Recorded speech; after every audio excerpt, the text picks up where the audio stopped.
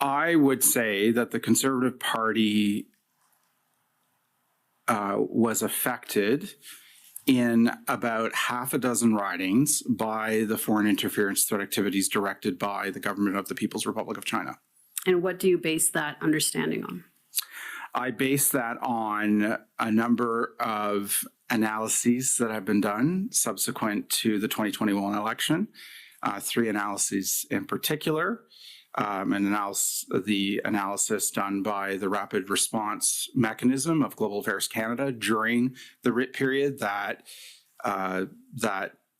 indicated that the Chinese Communist Party was likely behind the disinformation operations conducted against MP Kenny Chiu during that campaign. I based it on the Digital Forensic Lab analysis done by the Atlantic Council in November of 2021 that went through the various social media posts that had been posted during the election and came to a similar conclusion.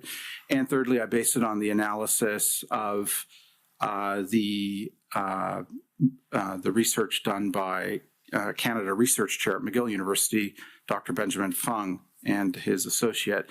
I also based it on my own analysis of the drop in turnout for Conservative candidates in these half a dozen ridings during the 2021 period, which was a marked change from previous elections. I base it on the firsthand accounts of former colleagues like MP Kenny Chiu, MP Bob Soroya, MP Alice Wong, and others. And I base it on some of the accounts of what happened in the roundtables that I hosted subsequent to the 2021 election. So that's what I base it on. That's pretty incredible. It's election denialism. That's a phrase that the left uses sometimes. And it's funny because I'm old enough to remember when it was George Bush versus Al Gore, and it went down to hanging chads in Florida, and it went to the Supreme Court, and every Democrat denied that George W. Bush was the legitimate president, and Al Gore wouldn't cooperate with the transition, and they were election deniers, and they were election deniers when Trump won in 2016. But then if anyone raised skeptical questions in 2020, you were a crazy conspiracy theorist, January 6th insurrectionist, and should be charged with a crime. So the Democrats in the United States are of two minds on election denial. If you're denying that Republicans win, you're sound. If you're denying that Joe Biden won the largest result in history, you're a conspiracy theorist. Here you have Michael Chong, who's a very thoughtful guy who said, well, I'm citing this professor and this study and this scholar. Like, he was so calm about it. But he basically said, I dispute the election results in half a dozen ridings, not dispute them. Like, he's not saying they were miscounted.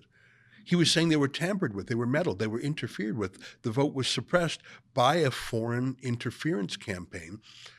That's about as categorical as it gets. Let me ask you, have you seen that attempt to smear him like we see in the United States? Or, I mean, his demeanor, and frankly, he's a bit of a red Tory. Like, he's not the most right-wing guy out there. So, and the way he scholarly laid it out there, it's pretty tough to call him a right-wing insurrectionist. He certainly doesn't look the part.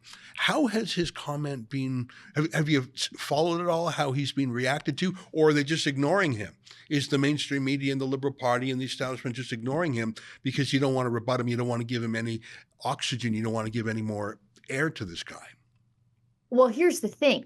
You can't really rebut Kenny Chiu and Michael Chong because they were both targeted by the PRC. And we know Michael Chong, and we've got a clip of this. Michael Chong was threatened. He was targeted right out of the Chinese consulate. There was a Chinese diplomat that was named persona non grata, kicked out of the country for targeting Michael Chong. So it's kind of hard to go after Michael Chong when we all know that a diplomat was kicked out of the country because of the specific targeting of him. And here's the thing, with both Kenny Chiu and Michael Chong, The alphabet soup of agencies. As So you mean like Kenny, CSIS and RCMP and exactly. yeah, got it. There are 15 alphabet soup agencies, as Kenny Chu calls them, that are tasked with keeping our elections safe, keeping our politicians safe from foreign influence. Not a single one of these agencies let Kenny Chu or Michael Chong know that they were being targeted while they were being targeted. Kenny Chu said, I was drowning, I didn't know it, and they were watching me drown. And Michael Chong talks about what he would have done differently to protect his own safety had somebody at some point made him aware that he was the target of People's Republic of China targeting. We've got that clip. Well, I am an MP who represents a riding that is partly in the Greater Toronto Area. As a result, I'm often in downtown Toronto. I'm often at the University of Toronto talking to experts in a range of policy areas at the the Monk School of International Affairs, which happens to be located at St. George and Bloor Street. And just up the street, a mere matter of blocks, is the PRC consulate where this particular diplomat, Mr. Wei Zhou, worked. So it would have been nice to know that this individual was targeting me so that I could have at least been aware of my surroundings and to ensure that nothing nefarious was going on. So those are the kinds of things that I think elected officials and Canadians more broadly need to be made aware of. If we're not aware of these things, we go about our business, not thinking about these things. I mean, it's not unthinkable that the Chinese government would do something to him physically. I don't know if that's their style, but at the very least, they would be spying on him, tracking him. That's absolutely their style. It is shocking. You know what? I'm reminded in the United Kingdom, and I know this because our friend Tommy Robinson, there's a rule in the UK. If the government has credible information that you're under threat of a murder, they have a legal obligation to come to you in person and give you a written, it's called an Osmond warning, saying, here's what we know, here's the risk to your life, now you know, so you can't blame us for hiding it from you. Now, that's a terrifying letter to get, because what can you do about it? But at least you're not walking around, whistling, thinking everything's fine. There's a legal requirement for police to tell you you're under threat. And I'm not sure how broadly we want to make that, but I would think that if a major superpower is threatening you, is spying on you, is mounting a campaign against you, there better be a bloody good reason you didn't tell the guy. But I think in this case, it's obvious what the reason is, because Justin Trudeau was the beneficiary of all this. That's why these opposition MPs, that's why Kenny Chu and Michael Chong were not told, because Justin Trudeau was the beneficiary. He was one cashing the checks at the Trudeau Foundation. He was the one that was bending our policy to favor Beijing. And of course he's not going to ring the alarm, because he was the guy who was profiting from this. Justin Trudeau has corrupted our national security system for the purpose of votes. How could it be more obvious? Well, and Michael Chong went through this horrific scenario that I had never thought of. Over the last 3 days of testimony, we've heard just how loosey-goosey the Liberal nomination process is. Right. For example, in Han Dong's riding, a bus of foreign national Mandarin-speaking high school students from a school outside of his riding were bussed in to magically vote for him, and he doesn't really know how the bus was organized. And that's just how easy it can be.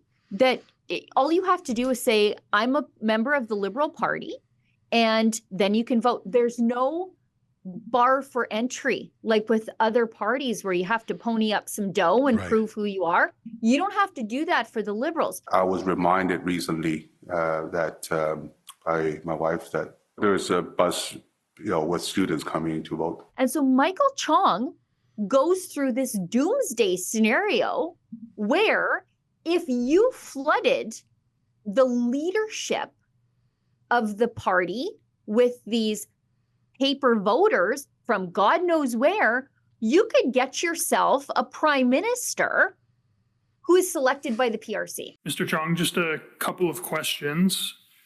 At paragraph 20 of your interview summary, we don't need to go there, but you recall that you said that nomination rules are vulnerable to foreign interference. Is that right? That's correct. And the commission has heard evidence that rules for nomination contests are similar to those for leadership contests, because if you're a registered member, you can vote in a leadership contest. And I wondered if the concerns that you have about nomination contests would also apply to leadership contests. Yes, the concerns I have about nomination contests apply to leadership contests. In fact, my concern about leadership contests are even greater than my concern about nomination contests, and here's why. The nomination contest is not the end of the matter. When a person is elected or selected as the candidate for a registered political party, there is then a subsequent very important step, which is the election or by-election to elect that individual to the House of Commons. No such second step exists for the election of a party leader.